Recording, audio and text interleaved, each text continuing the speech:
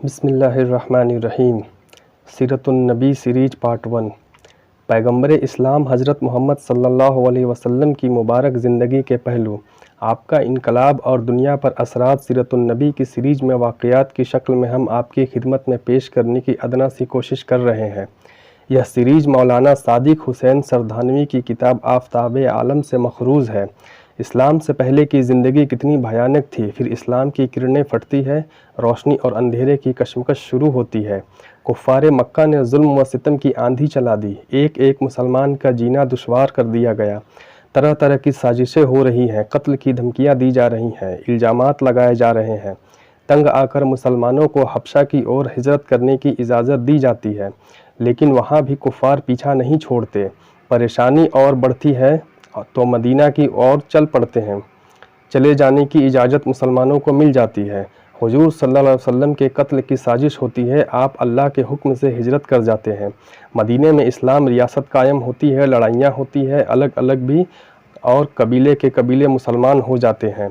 इस तरह 23 साल बीतते बीतते पूरे अरब में इस्लाम फैल जाता है। सीरीज सीरतुन्नबी सल्लल्लाहु अलैहि वसल्लम की शुरुआत। हमारे सीरीज सीरतुन्नबी सल्लल्लाहु अलैहि वसल्लम की शुरुआत सन 611 ईस्वी से होती है। उस वक्त पूरा हिजाज और सारे अरब में बुतों और सितारों की पूजा की जाती थी। तमाम अरब का हर कबीले का हर आदमी बुतों और सितारों का पुजारी था।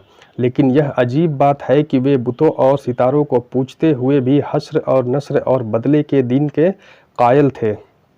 मुर्दों को दफन करते थे, कब्रों में ऊँटों को इसलिए ज़िबा करते थे कि उनका अकीदा था कि वे हश्र के दिन इस ऊँट पर सवार होकर चले जाएंगे।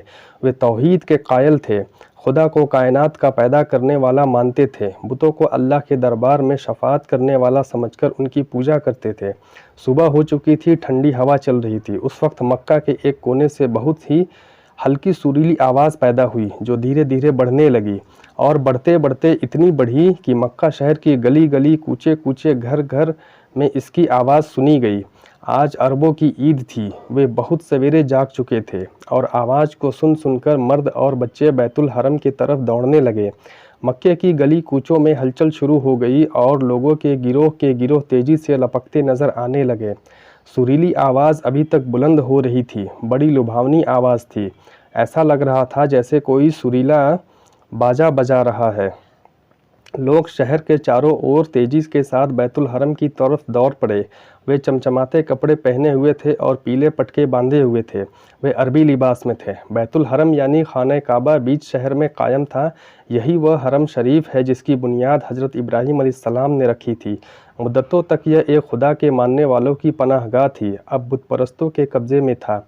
अरब बड़ी तेज़ी से दौड़ दौड़ कर आ रहे थे, खाना काबा के चारों तरफ खड़े होते जा रहे थे। खाना काबा की इमारत पत्थर और चूने से बनाई गई थी, बड़ी मजबूत और शानदार इमारत, चारों तरफ ऊंचे ऊंचे शानदार दरवाजे थे।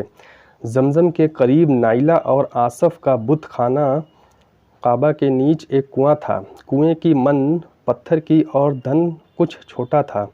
यही कुआं दुनिया में जमजम के नाम से मशहूर है। कुएं की मन के करीब करीब इधर उधर बड़े बड़े दो बुत थे। इनमें से एक बुत किसी खूबसूरत औरत की मूर्ति थी। ऐसा लगता था जैसे कोई परी खड़ी मुस्कुरा रही हो।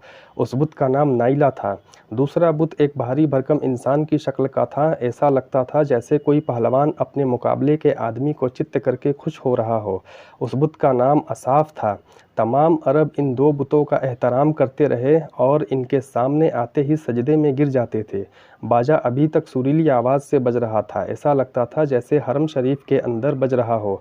खाना काबा के तमाम दरवाजे अब तक बंद थे। वजह यह थी कि अरब में आम तौर से और मक्के में ख़ास तौर से कुरैश का कबीला ही सरदार माना जाता था।